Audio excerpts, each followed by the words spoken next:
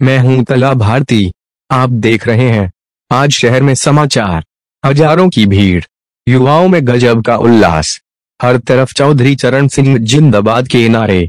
रविवार को लोकदल की किसान जोड़ो यात्रा का काफिला देखकर क्षेत्रीय दलों के नेताओं की नींद उड़ गई। एक बार को ऐसा लगा जैसे शहर ठहर गया हो। पश्चिमी उत्तर प्रदेश में लोकदल की किसान जोड़ो यात्रा से सियासी धरती हिल गई है। बताते चलें कि पार्टी के राष्ट्रीय महासचिव चौधरी विजेंद्र सिंह ने वेस्ट यूपी में पार्टी की ताकत का एहसास कराने के लिए गाजियाबाद से बिजनौर तक किसान जोड़ो यात्रा का आयोजन किया। इस यात्रा का उद्देश्य अधिक से अधिक किसानों और युवाओं को चौधरी चरण सिंह की विचारधारा से जोड़कर पार्टी की नीतियों से अवगत कराना है। यात्रा में हजारों गाड़ियों के काफिले के साथ हजारों कार्यकर्ता भी मौजूद रहे। रास्ते में यात्रा का जगह जगह स्वागत हुआ। जिस जगह से भी यात्रा गुजरी वहीं से सैकड़ों युवा और किसान यात्रा में शामिल होते चले गए। पार्टी के राष्ट्रीय महासचिव चौधरी विजेंद्र सिंह ने बिजनौर गंगा बैराज स्थित चौधरी चरण सिंह की मूर्ति पर माल्यार्पण किया। इसी के साथ एक निजी बैंक्वेट हॉल में पार्टी कार्यालय का उद्घाटन भी किया। इसके बाद उन्होंने मीडिया से बात करते हुए अपनी आगे की रणनीति की जानकारी भी दी। बिजनौर से चीफ एडिटर इरफान अंसारी की रिपोर्ट। सुनिए क्या बोले चौधरी वीरेंद्र सिंह। दिल्ली से बिजनौर तक रोड शो किया है, क्या मकसद है? क्या लोकसभा चुनाव की तैयारी? लोकसभा का चुनाव तो जनता तय करती है।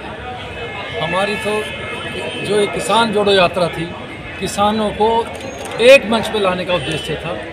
जैसा आप लोगों ने देखा होगा, दिल्ली से लेकर बिजनौर तक शायद किसी ने इतनी भीड़ अपने जीवन में देखी होगी। और ये किसानों का सम्मान है, किसानों की एकजुटता है।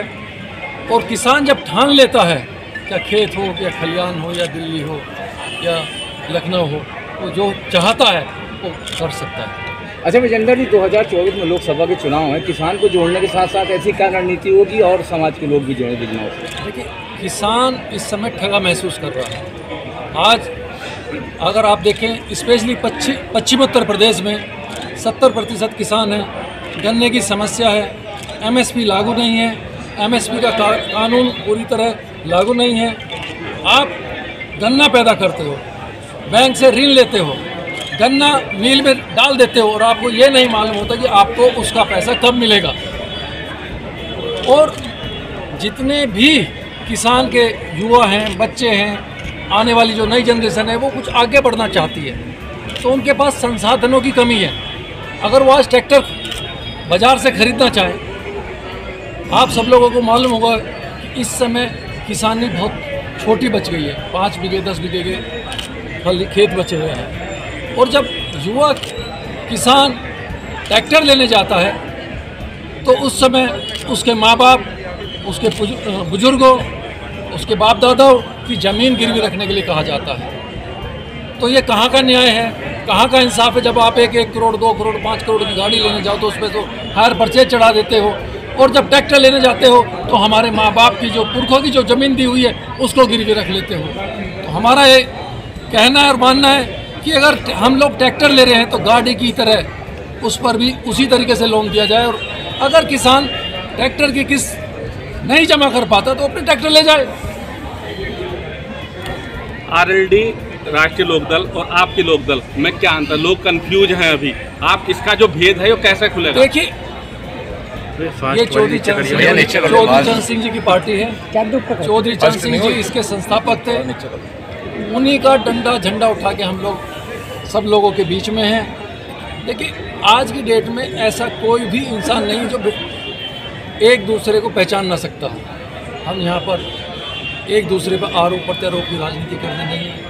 हम तो यहाँ पर सिर्फ किसानों को एकजुट करके उनके जो मुद्दे हैं, जो छूट गए हैं, जो सरकार नहीं देख रही है, खाली उनको उठाने का है। आज आपका रोड शो हुआ है दिल्ली से बिजनौर तक। पश्चिम में आपने सियासी जमीन हिला दी है। इसका जो प्रभाव है किन किन दलों में पड़ेगा? सपा बसपा? इसका प्रभाव खाली किसानों के हित में पड़ेगा। लोग किसानों के घरों में जाएंगे, क्या वो पक्ष हो क्या विपक्ष हो। दलों से ना तो राजनीति कर सकते हैं और ना ही किसी दल का आज के समय में किसानों के प्रति रुझान है।